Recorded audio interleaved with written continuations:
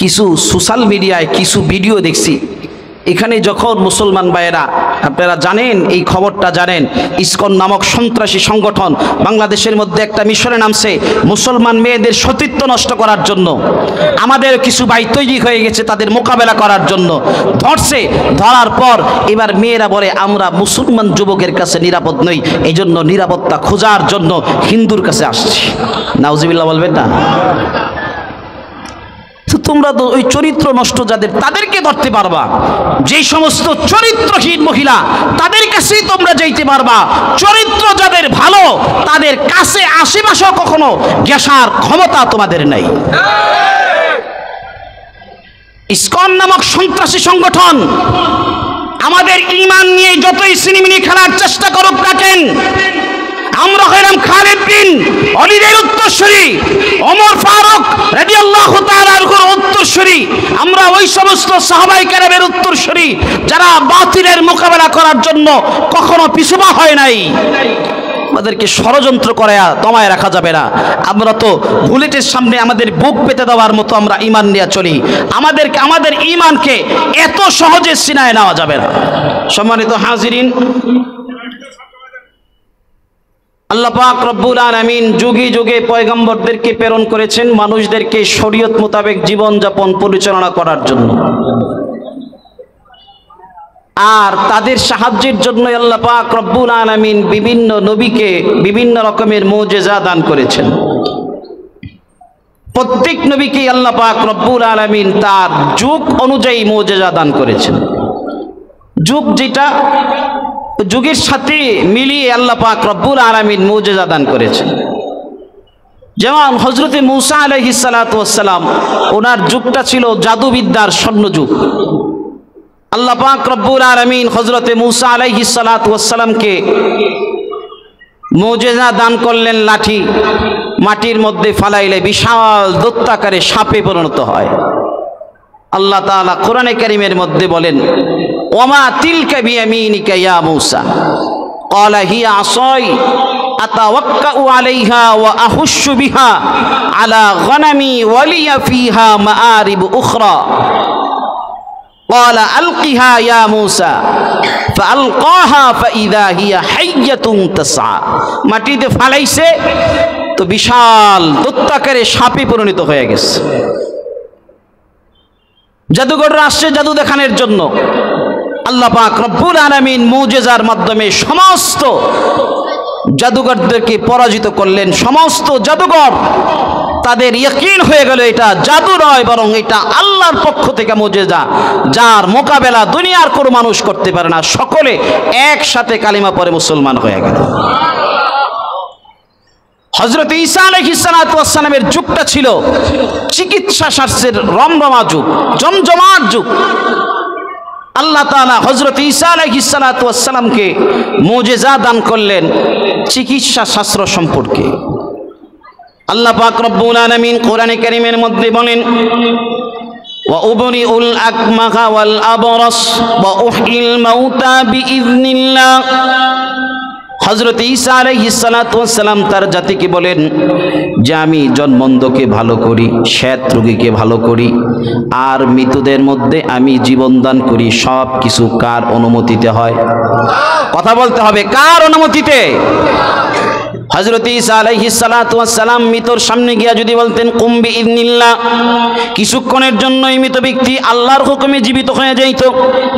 আল্লাহ পাক রব্বুল আলামিন হযরত ঈসা আলাইহিস সালাতু ওয়াস সালামকে তার যুগ অনুযায়ী মুজিজা দান করলেন।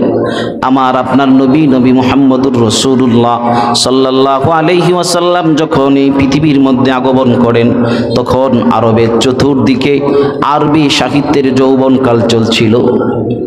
চারদিকে ভাষা এবং আরবি সাহিত্যের জমজমাট অবস্থা। উকাজের মেলার মধ্যে দূর দূরান্ত থেকে কবিরা আগমন করে, তারা সারাদিন তাদের স্বরচিত কবিতা উপস্থাপন করত। এক একজন কবির হাজার হাজার পংক্তির কবিতা তাদের মুখস্থ ছিল। তাদের আত্মগরিমা অহংকার এমন ছিল, এই ভাষার উপরে এত অহংকার ছিল যে তারা নিজেদেরকে আরব এবং অন্যদেরকে আজম বলতো, অর্থাৎ তারা বুবা, তারা কিছুই জানে না। তারা অহংকার করে বলতো যে আরবের মতো এত ভাষা জ্ঞান পৃথিবীর অন্য কোনো জাতির নাই, অন্য কোনো মানুষের নাই। আমরা যত পরিমাণ আমাদের ভাষার উপর আমাদের ভাষার যত জ্ঞান আমাদের আছে, অন্য কোনো মানুষের এত পরিমাণ জ্ঞান নাই। আল্লাহ পাক রব্বুল আলামিন ওই যুগে আমার আপনার নবীকে মুজিজা হিসাবে কোরআন দান করলেন। এই কোরআন যখন নিয়ে বিশ্বনবী মক্কার মধ্যে আগমন করল, মক্কার কাফিররা সকলে একজুট হয়ে গেছে কোরআনের বিরুদ্ধাচরণে, নবীর বিরুদ্ধাচরণে। যেভাবেই হোক এই কোরআনের দাওয়াত বন্ধ করতে হবে, নবীকে যেভাবেই হোক গায়েল করতে হবে। তার জন্য তারা যত পথ এবং পন্থা আছে, কোনো পথ এবং পন্থা বাদ দেয় নেই, সমস্ত পথ এবং পন্থা তারা অবলম্বন করেছে। বারবার বাধা প্রদান করে, বারবার বাধা প্রদান করে। আল্লাহ পাক রব্বুল আলামিন এইভাবে বারবার বাধা প্রদান করার কারণে মক্কার কাফিরদের কাছে আল্লাহ পাক রব্বুল আলামিন চ্যালেঞ্জ ছুড়ে দিলেন, এত বিরোধিতা করার দরকার নেই, বারবার বলো এটা মুহাম্মদের স্বরচিত কিতাব, এটা মুহাম্মদ নিজে বানিয়ে নিয়ে এসেছে। হে মক্কার কাফিররা, এটা যদি মুহাম্মদের স্বরচিত কিতাব হয় তাহলে আমি আল্লাহ পাক রব্বুল আলামিন তোমাদেরকে চ্যালেঞ্জ দিচ্ছি। তোমরা তো ভাষার উপর অনেক তোমাদের পাণ্ডিত্য, ভাষার জ্ঞানের উপর অনেক পাণ্ডিত্য অর্জন করেছো, তাহলে পারলে এই কোরআনের অনুরূপ একটা কোরআন তোমরা বানায় নিয়ে আস। আল্লাহ পাক রব্বুল আলামিন এই চ্যালেঞ্জের কথা কোরআনে কারীমের মধ্যে বলে আমাদেরকে জানাই দিলেন। আল্লাহ তাআলা কোরআনে কারীমের মধ্যে বলেন, কুল্লা ইনিজতামাতিল ইনসু ওয়াল জিন আলা আন ইয়াতু বিমিসলি হাযাল কুরআন লা ইয়াতুনা বিমিসলি। আল্লাহ পাক রব্বুল আলামিন কোরআনে কারীমের মধ্যে জানাই দিয়ে বলেন, যে সমস্ত মানুষ এবং জিনগুলা যদি একত্রিত হয়, ওয়ালাউ কানা বাযুহুম লিবাযিন যহিরা, সবাই যদি একে অন্যের সাহায্যকারী হয়, একত্রিত হয়ে সবাই যদি সবাইকে সাহায্য করে, কি জন্য এই কোরআনের অনুরূপ একটা কোরআন তৈরি করার জন্য আল্লাহ পাক রব্বুল আলামিন চ্যালেঞ্জ দিয়া বলেন যে এই কোরআনের অনুরূপ একটা কোরআন তারা তৈরি করতে পারবে না। আল্লাহ তাআলা চ্যালেঞ্জ দিলেন। আল্লাহ তাআলার এই চ্যালেঞ্জ পাওয়ার পর মক্কাবাসীরা চিন্তা করল, মুহাম্মদের গোত্রটা অনেক শক্তিশালী গোত্র, মুহাম্মদকে কিছু করা যাবে না, তার উপর আঘাত করা যাবে না। তাকে যদি আঘাত করা হয় তাহলে তার গোত্রের লোকজন তার প্রতিশোধ নিবে। মুহাম্মদের কালিমার দাওয়াত যদি বন্ধ করতে হয় তাহলে সবচেয়ে উত্তম পন্থা হলো এই চ্যালেঞ্জ মোকাবেলা করা, এই চ্যালেঞ্জ অ্যাকসেপ্ট করা। মক্কার কাফেররা চ্যালেঞ্জ অ্যাকসেপ্ট করলো, দীর্ঘদিন পর্যন্ত চেষ্টা করলো, কিন্তু হায় হায় তারা তাদের কাজে সফলতা অর্জন করতে পারল না। আল্লাহ পাক রব্বুল আলামিন এবার তাদের জন্য সহজ করে দেয়া বলেন যে তোমরা তো পুরা কোরআন তৈরি করতে পারবা না, তাইলে চ্যালেঞ্জটা একটু ছোট করে দেই। আল্লাহ বলেন ফাতু বিআশরি সুওয়ারিম মিসলি, তাইলে কোরআনের মধ্যে যে ছোট সূরাগুলো আছে এরকম 10টা সূরা তোমরা বানায় নিয়ে আসো, ছোট ছোট 10টা সূরা তোমরা বানায় নিয়ে আসো। মক্কার কাফেররা বলে এবার তো চ্যালেঞ্জ সহজ করে দিস, আসো আবার চেষ্টা করে দেখি। সমস্ত মক্কা কাফেররা কোরআনের ছোট ছোট সূরা তৈরি করল না। আল্লাহ পাক রব্বুল আলামিন বলে ভয় পাওয়ার কোনো কারণ নাই, টেনশন নেওয়ার কোনো কারণ নাই। তোমরা কোরআনের বিরোধিতা করো, পুরা কোরআনের অনুরূপ একটা কোরআন তোমরা তৈরি করো নাই, আমি এটা পারো নাই দেখে চ্যালেঞ্জ ছোট করে দিলাম।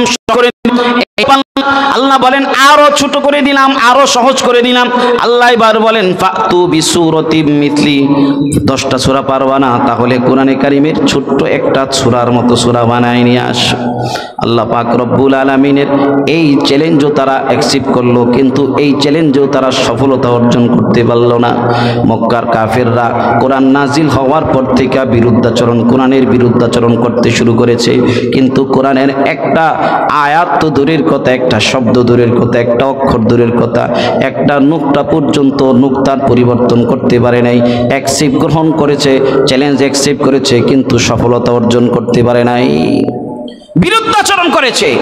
সেই মক্কার কাফিরদের থেকে কোরআনের বিরুদ্ধাচরণ শুরু হয়েছে আব্বাসী খলিফার সময়। ওই সময় তারা বিরোধিতা করেছে, উমাইয়া খেলাফত আমলে বিরোধিতা করেছে, যুগ যুগ ধরে কোরআনে কারীমের বিরুদ্ধাচরণ করতেছে। এই কোরআনকে পৃথিবী থেকে নিঃশেষ করে দেওয়ার জন্য সব রকমের চেষ্টা তারা করেছে, কিন্তু তারা সফলতা অর্জন করতে পারে নাই। বেশি দূর আগে যাব না, আপনারা জানেন এই ভারতবর্ষ ইংরেজদের দখলে ছিল। ইংরেজরাই ভারত দখল করার পর কোরআনের বিরুদ্ধে তারা আইন পাশ করলো, কোরআন চলবে না, কোরআনের যারা নাকি কোরআনের জ্ঞান চলবে না, কোরআনের জ্ঞান শিক্ষা করা যাবে না। যে সমস্ত মাদ্রাসাগুলো আছে সমস্ত মাদ্রাসাগুলো তারা বন্ধ করে দিল, যে কোরআনের শিক্ষা গ্রহণ করা যাবে না, আইন করেছে। এবং হাজার হাজার আলেমদেরকে তারা প্রকাশ্য ফাঁসি দিয়েছে।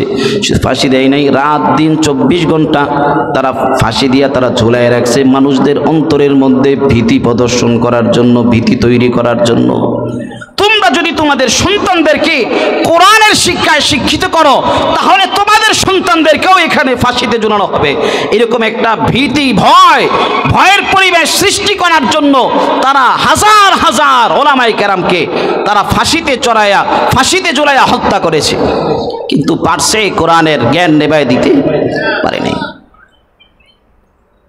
তারও পূর্বে তাতারি একটা জাতি ছিল, তারা তৎকালীন মুসলিম জাহানের প্রধান কেন্দ্র ইরাক যখন তারা দখল করলো, দখল করার পর তারা মুসলিম জাহানের মধ্যে যত জায়গার মধ্যে ওই যেই জায়গাটা দখল করেছে, ইরাক দখল করেছে, সেখান থেকে সমস্ত কোরআনের কপিগুলা সংগ্রহ করে দজলা এবং ফুরাতের মধ্যে ডুবাই দিছে।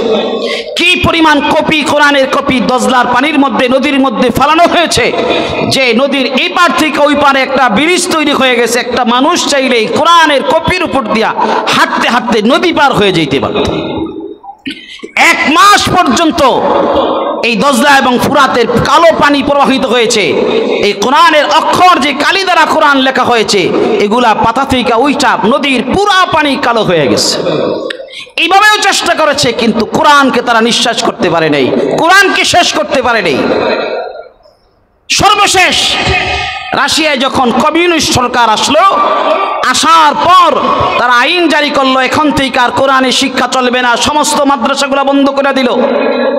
আইন জারি করলো, শুধু কোরআন শরীফ নয়, কারো ঘরের মধ্যে যদি আরবি লেখা কোনো কাগজের টুকরাও পাওয়া যায়, তাহলে পরিবারের সমস্ত সদস্যকে ফাঁসিতে ঝুলানো হবে। আইন জারি করলো। এখন এই ভয়ে কেউ আরবি কোনো কাগজের টুকরাও ঘরের মধ্যে রাখার সাহস পায় না। খুতুবাতে জুলফিকারি নকশবন্দি রহমতুল্লাহি আলাইহি বলেন, আমি একবার রাশিয়ার তাশকন্দ নামক শহরের মধ্যে সফরে গেলাম। আমার সাথে কিছু মুসলমান আমার বন্ধু। হঠাৎ একজন মহিলা দৌড়ে আমার কাছে আগমন করলো। আগমন করে আমাকে ইংলিশে জিজ্ঞাসা করলো, আপনাদের কাছে কোরআনের কোনো কপি আছে কিনা? আমি বললাম, হ্যাঁ, আমার কাছে কোরআনের একটা কপি আছে। একটা ছোট্ট কোরআন সব সময় আমি আমার পকেটের মধ্যে রাখতাম, গাড়ি ঘোড়ার মধ্যে চলাচল অবস্থায় তেলাওয়াত করার জন্য। গাড়ি ঘোড়ায় তেলাওয়াত করার জন্য ছোট্ট একটা কোরআন আমি আমার সব সময় পকেটের মধ্যে রাখতাম। এটা হলো কোরআনের মুহাব্বত। আমি এই ছোট্ট কোরআনটা বের করে ওই মহিলার হাতে দিলাম। ওই মহিলা কোরআনটাকে খুলে উল্টে কিছুক্ষণ দেখলো। দেখার পর এবার কোরআন ঠোঁটের মধ্যে নিয়ে চুমাকায়, চোখের মধ্যে লাগায়, কপালে লাগায়, গলায় লাগায়, বুকে লাগায়। মনে হচ্ছে কোনো হারানো ধন দীর্ঘদিন পর ফিরে পেয়েছে। আমরা আশ্চর্যান্বিত হয়ে মহিলাকে জিজ্ঞাসা করলাম, কি ব্যাপার, আপনি এরকম করতেছেন কেন? এবার মহিলা ডাক দিয়া বলে, আমার বয়স হলো 39 বছর। আমি আমার বাবা মার কাছ থেকে কালিমার শিক্ষা গ্রহণ করেছি। আমি শুনেছি আমাদের ধর্মগ্রন্থ নাকি একটা আছে, কিন্তু এই 39 বছর বয়সেও আমি কখনো এই ধর্মগ্রন্থ দেখতে পাই নাই। এই 39 বছর বয়সে আজকে সর্বপ্রথম আমি কোরআন, এটা আমি সচক্ষে দেখলাম। এই জন্য আমি আমার আবেগ ধরে রাখতে পারি নাই। যুগে যুগে কোরআনের বিরুদ্ধাচরণ করা হয়েছে, কোরআনকে শেষ করে দেওয়ার জন্য বহু চক্রান্ত হয়েছে। এই তাশকন্দ শহরের মধ্যে একবার কোরআনের কেরাত একটা কনফারেন্সের আয়োজন করা হয়েছে। সরকার মনে করেছে আমাদের দেশ থেকে হয়তো কিছু মানুষ অল্প কিছু শখানিক হাফেজ এখানে রেজিস্ট্রেশন করবে, কিন্তু তারা আশ্চর্যান্বিত হয়ে গেছে। যখন এই কিরাত কনফারেন্সের ঘোষণা দেওয়া হলো, ওই শহর থেকে 14 14,000 কোরআনের হাফেজ ওই কেরাতের প্রতিযোগিতার মধ্যে অংশগ্রহণ করার জন্য রেজিস্ট্রেশন করেছে, অথচ 70 বছর পর্যন্ত সেখানে কোরআনের কোরআন জ্ঞান শিক্ষা করা বন্ধ ছিল। কোরআনের কোনো জ্ঞান তারা অর্জন করতে পারেনি, মাদ্রাসাগুলো বন্ধ ছিল। কিন্তু তারপরেও তারা যখন এই আয়োজন করেছে, আয়োজন করার পর দেখতে পাইল 14,000 হাফেজে কোরআন সেখানে রেজিস্ট্রেশন করেছে। 14,000 হাফেজে কোরআন, কোরআনে কারীম এর প্রতিযোগিতায় অংশগ্রহণ করার জন্য রেজিস্ট্রেশন করেছে। আরো আশ্চর্যজনক ঘটনা, উনি বলেন যে আমার এক বন্ধু মাস্ক শহরে, রাশিয়ার রাজধানীর মধ্যে সফরে গেছে। সফরের কারণ হলো তার সাথে তার করতো। তো সফরে যাওয়ার পর শুক্রবার এখন জুমার নামাজ আদায় করবে, সমস্ত মসজিদগুলো বন্ধ। এলাকার মানুষদেরকে জিজ্ঞাসা করার পরে বলা হলো যে কোনো মসজিদ খোলা নাই, তবে অমুক শহরে অমুক এলাকার মধ্যে 2টা মসজিদ খোলা আছে, যেটা দর্শনার্থীর জন্য রাখা হয়েছে। মানুষ আইসা শুধু দেখা যায় যে এলাকার মধ্যে মসজিদ আছে। তো আমার বন্ধু বলল তাহলে আমাকে নিয়ে যাও, যেহেতু আজকে শুক্রবার জুমার নামাজ পড়তে হবে, নামাজের তো ইন্তজাম ব্যবস্থা করতে হবে, এই জন্য বললো যে আমাকে এই মসজিদে নিয়ে যাও। ওনাকে নিয়ে যাওয়ার পর উনি গিয়া মসজিদের মধ্যে ফ্লোর এত পরিমাণ ময়লা, তো নিজে ঝাড়ু দেওয়া শুরু করলো।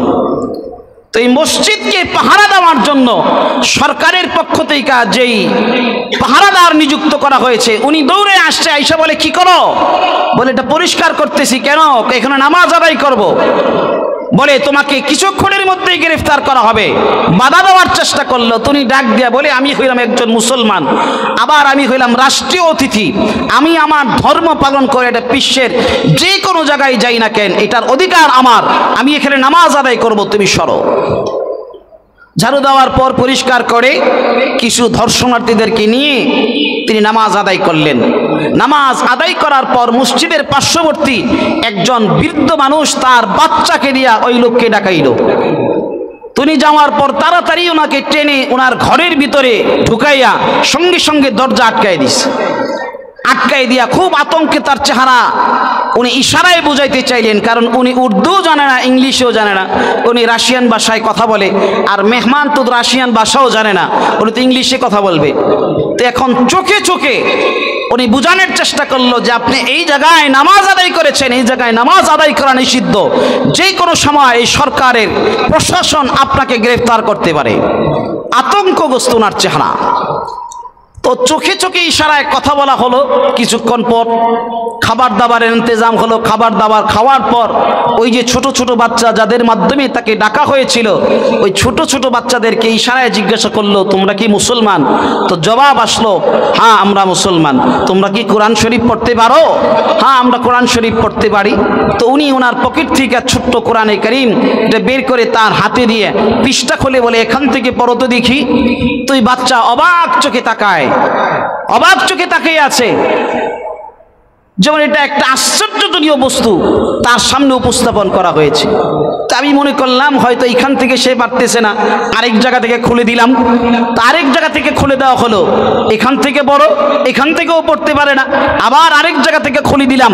খুলে দিয়ে এবার আমি তাকে দেখায় বললাম যে এই যে আয়াতে কারিমা, ইয়া আইয়ুহাল্লাযীনা আমানু কু আনফুসাকুম ওয়া আহলিকুম নারা, ইয়া আইয়ুহাল্লাযীনা আমানু কু আনফুসাকুম ওয়া আহলিকুম নারা, আমি দেখাই দিলাম যেখান থেকে পড়ো।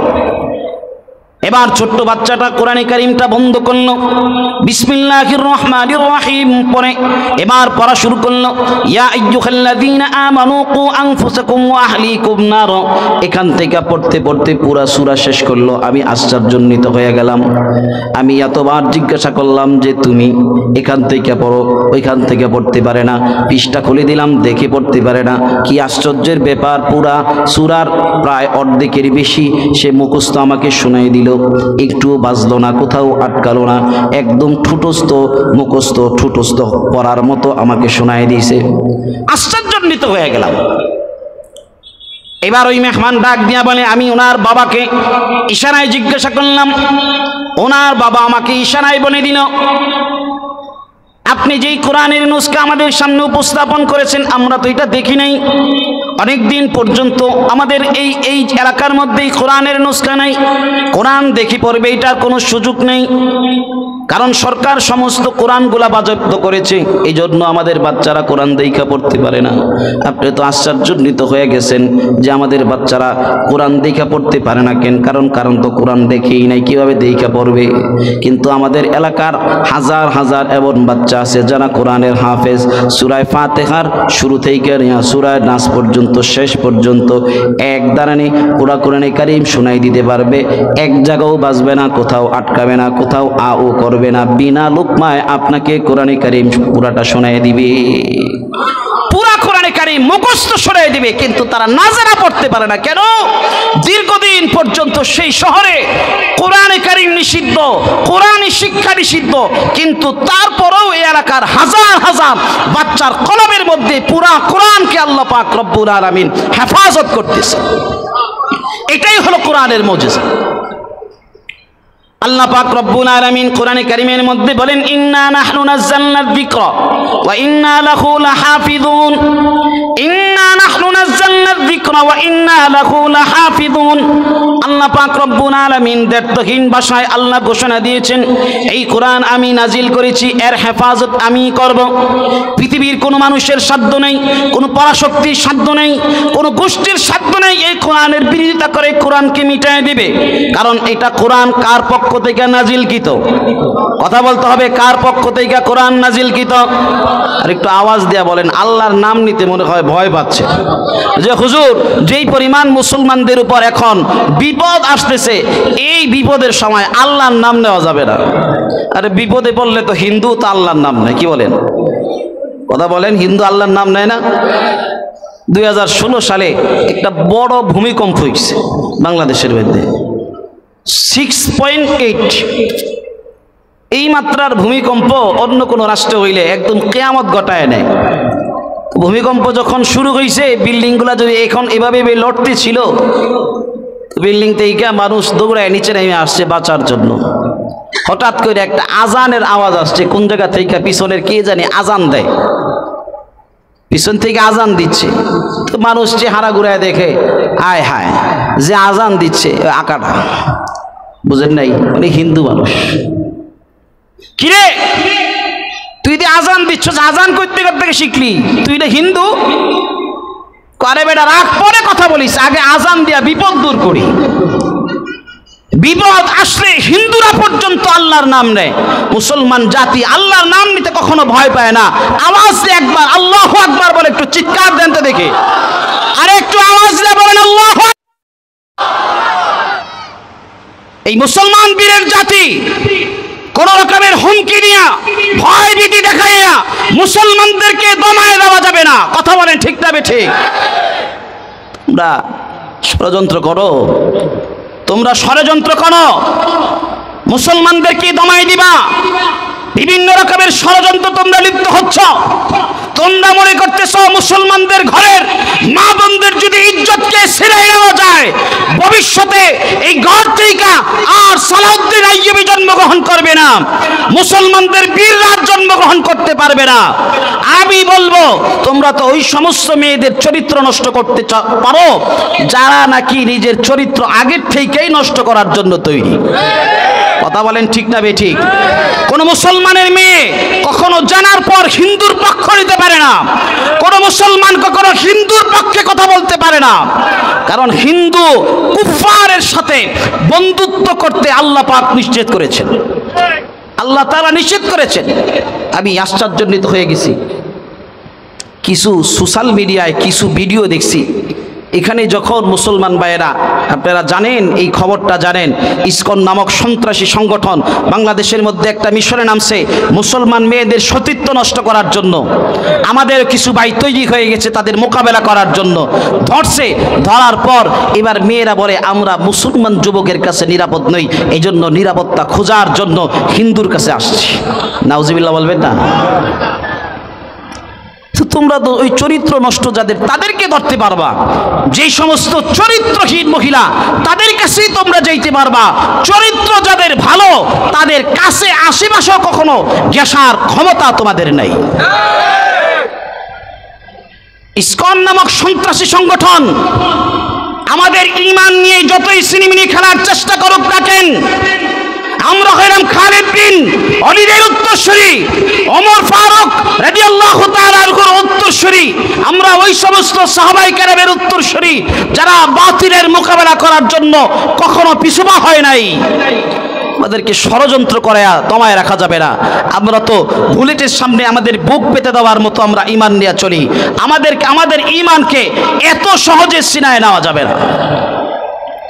সম্মানিত হাজিরিন, যতই চেষ্টা করা হোক না কেন, এই কোরআনকে, কোরআনওয়ালাদেরকে কখনো নিঃশ্বাস করে দেওয়া যাবে না। কথা বলেন ঠিক না বেঠিক? কোরআন ছিল, কোরআন আছে, কোরআন থাকবে। আল্লাহ পাক রব্বুল আলামিন যতদিন পর্যন্ত এই কোরআনকে পৃথিবীতে রাখার ইচ্ছা আল্লাহ তাআলার, ততদিন পর্যন্ত কোরআন থাকবে। কারণ কোরআনের হেফাজত এর দায়িত্ব নিয়েছেন কে? একটু আওয়াজ দেয়া বলেন, কোরআনের হেফাজতের দায়িত্ব কার? কেউ এটাকে ধ্বংস করতে পারবে না। তবে যারা কোরআনের সাথে থাকবে, কোরআনওয়ালার সাথে যাদের সম্পর্ক হবে, তারা দুনিয়ার মধ্যেও সম্মানিত হবে, আখিরাতের মধ্যেও সম্মানিত হবে। আমরা কোরআনওয়ালাদের সাথে থাকতে রাজি আছি না নাই? কথা বলেন, রাজি আছি না নাই? কোরআনকে মহাব্বত করেন কে? একটু হাতটা উঠায় দেখান তো। আল্লাহ তাআলা আমাদের সবাইকে কবুল করুক, সকলে বলি আমিন।